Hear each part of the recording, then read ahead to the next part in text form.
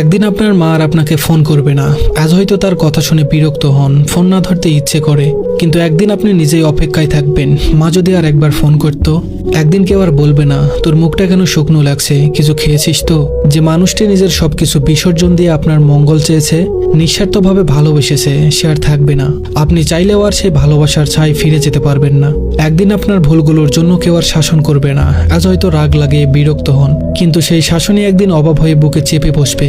একদিন যে ঘরে ঢুকলেই মা আপনার পছন্দের খাবার নিয়ে হাসি মুখে অপেক্ষা করতেন, সেই ঘরটি শুষাণ পড়ে থাকবে।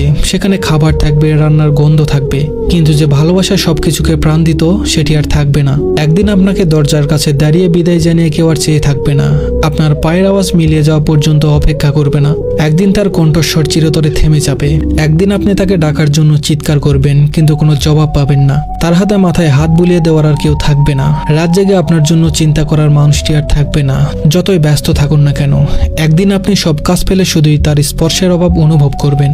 তখন কোনো কিছু দিয়েই সেই শূন্যতা পূরণ করা সম্ভব হবে না।